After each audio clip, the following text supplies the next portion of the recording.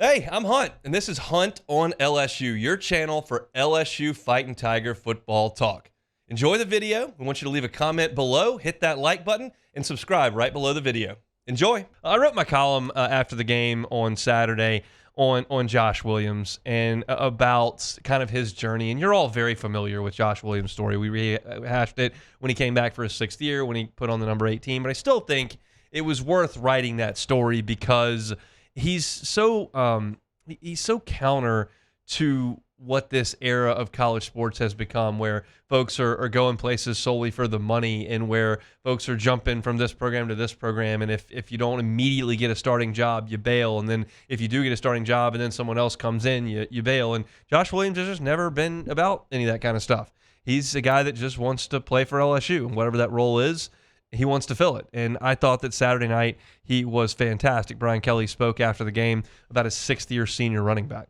He ran through the face of a number of defenders. It was physicality. It was want to. It was desire. It was all those things in one. It was just a guy that was, committed to no matter what, the first guy's not going to bring me down. And he set a tone for our entire team, a toughness on offense and a resolve that these guys showed this week. And I think he was one of our leaders this week, spoke up many times. He spoke up before our meal today when we meet with our team. He really was committed to making sure that we found a way to win this game.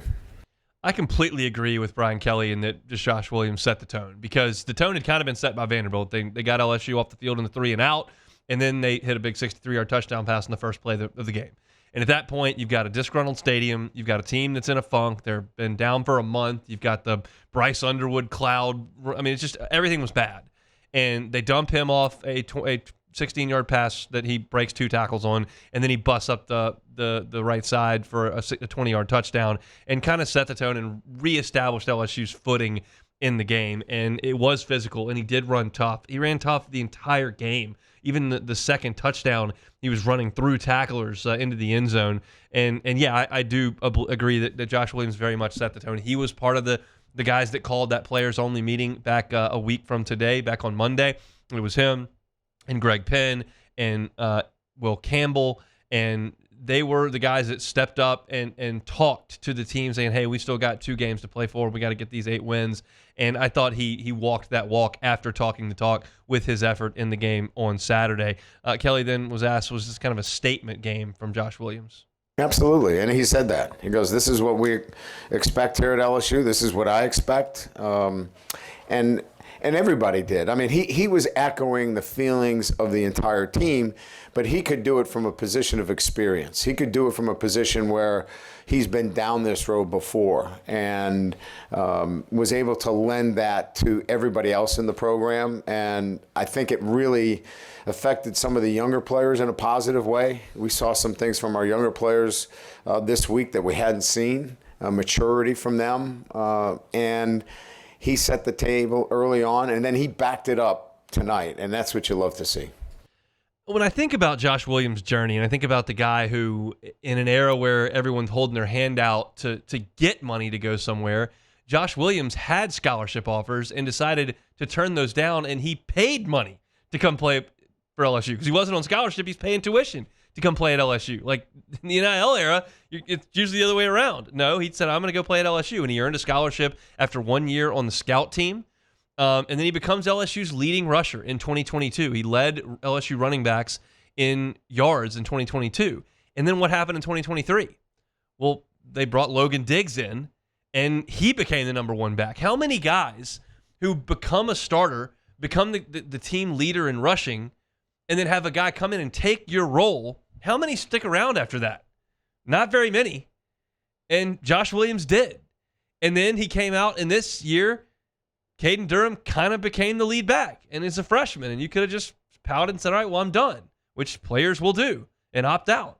Well, no, that's not what he did. He just showed up and became a team leader and wore number 18, and then they called on him in this game, and he changed the tone and tenor of the game with his physical runs. He also did a great job of catching the football, and Brian Kelly was asked about getting Josh Williams and the running backs a little bit more involved there in the passing game.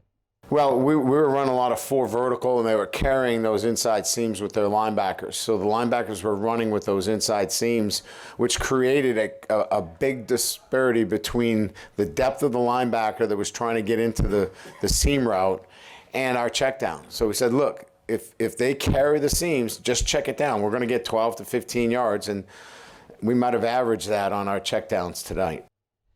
I thought Gary Nussmeier did a great job of checking the ball down to both backs. I mentioned that at the top of the show, and that's something that he needs to do. That keeps LSU in a rhythm and moving the ball offensively, and LSU stayed in that rhythm really all night. LSU absolutely controlled time of possession when you consider the opponent. Vanderbilt was as good as any team in the SEC at time of possession. That's one of the punches they can use to try to beat you, and LSU had the ball for 34 minutes in this game. Vanderbilt only had it for about 26 minutes. And you consider that LSU did that because they were 8 of 13 on third down, and a lot of that was due to Josh Williams, his running and his ability to catch the ball out of the backfield as well. It was just really, really good stuff from LSU's offense and from Josh Williams. And maybe he goes nuts in this game on Saturday and Senior Day. Maybe Josh Williams has 180 yards and 2 touchdowns in this game coming up on Saturday. But maybe this is kind of the last time that he spearheads the LSU offense inside Tiger Stadium. And it was really cool, I thought, for him to have a couple of moments like that and to be recognized by his coach like that after a game like that, because his story is a good one. There just aren't going to be very many like this moving forward. One, not a lot of guys are going to be able to hang around for 6 years because of COVID years moving forward. And 2, you just don't have a lot of walk-ons, turn starters, turn second-teamers, turn number 18s in their 6th year in this era. It's kind of a unicorn at this point. And so I just thought it was really nice that Brian Kelly mentioned him, and I just thought it was relevant to enough to write my column on it after the game. I thought he was fantastic in the game on Saturday night. Josh Williams' final stat line in the game, he goes for 90 yards on the ground. He also reeled in was it 4 catches for 61 yards, and totally had 151 total yards and 2 touchdowns in the game. Just a great effort for number 18, Josh Williams, in the game on Saturday night. Hey, thanks for watching Hunt on LSU. Before you get out of here, do us a couple of favors. Hit that like button, leave your comments below, and subscribe to the channel for all your Fighting Tiger football talk. See you next time.